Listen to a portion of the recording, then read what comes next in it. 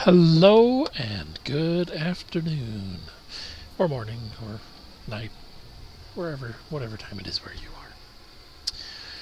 are. Alright, so as I mentioned in the last video, we're kind of skipping ahead a couple of months now that I've started to get over that respiratory bug, and I have been in dire need of doing some work out here on the spare room, because it I've found that I tend to get a little depressed if I'm not making progress on the property.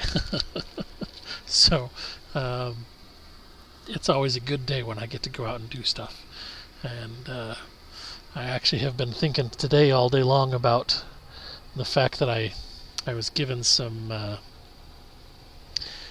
really nice logs last week, and I've got a project out here in front of the spare room that I need to do, where I need to get some milling done. So I'm kind of itching to get that done. That'll be a good day to get back over and fire the mill up. But for now, in this particular footage, what I've got going down is that I am getting ready to do the insulation. I actually had set out with the intent of cleaning everything out, removing the subfloor boards, and then actually doing the insulation. But after reading through the instruction manual, I realized it would be ill-advised to do so since everything is cold out there.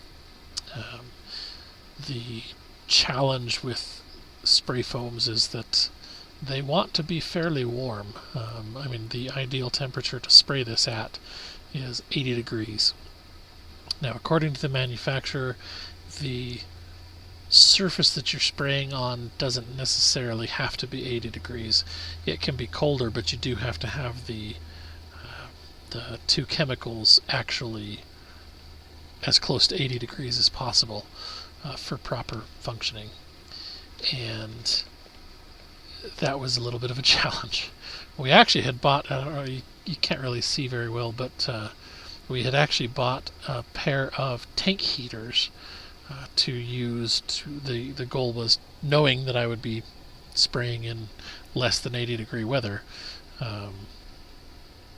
because I mean, let's face it, here in the Pacific Northwest we get about a month and a half, maybe 2 months, where we actually have above 80 degrees, and the rest of the year is definitely below that. So we bought the two tank heaters, and I don't know if they're defective or if they had a batch that were built wrong or something, but I could not get them to turn on.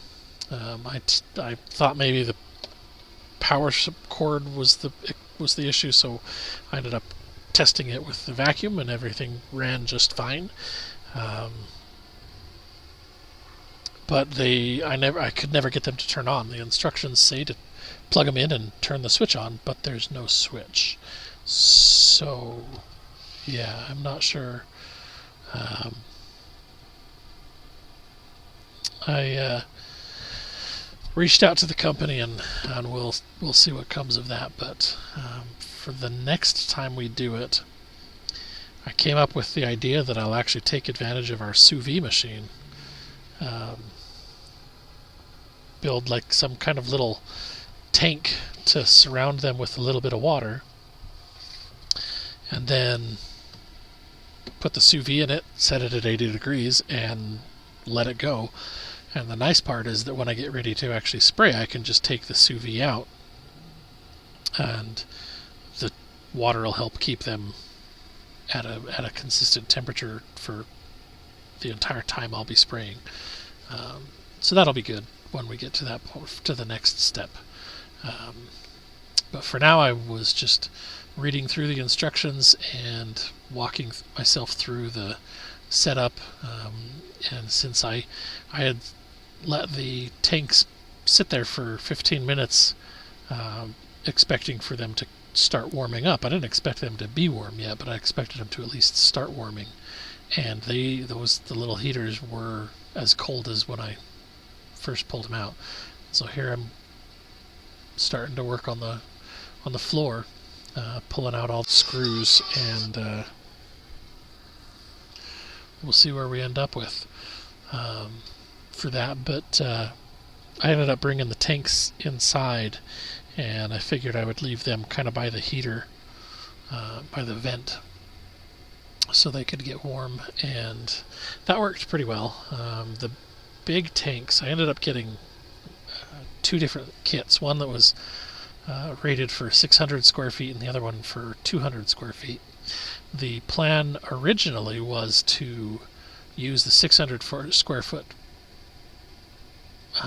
kit to completely insulate the floor, and then to use the 200 square foot to completely insulate the ridge cap across the tops, which we know we lose an awful lot of heat up there every time we try and heat the room. So that was the idea, but it ended up, after I started working my way through here, I ended up changing and just completely insulating the center section. Reason being is that if I insulate the floor and the walls around this center section, then that's where the wood stove is planned to go. So then I could start pouring concrete, I could start tiling, I could get everything ready and actually install the wood stove, and we can start using this.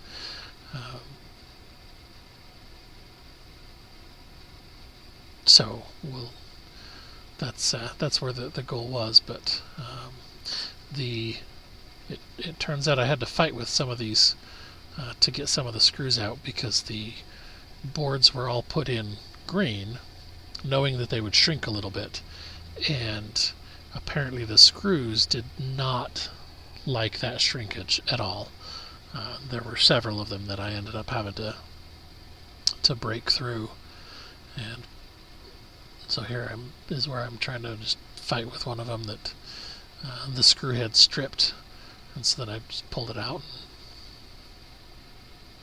There's not, when you start taking away some of your floor space, you run out of space pretty quick. Like I said, I ended up vacuuming. Since I had been doing work in here, it was kind of surprising to actually see how much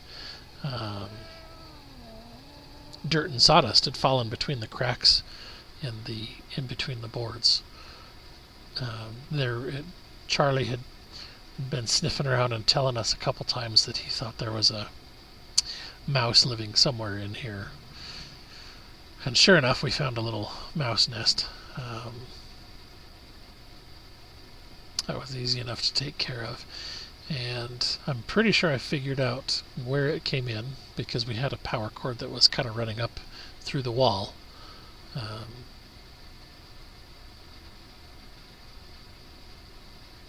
So that was easy enough to solve and get rid of its entry point, but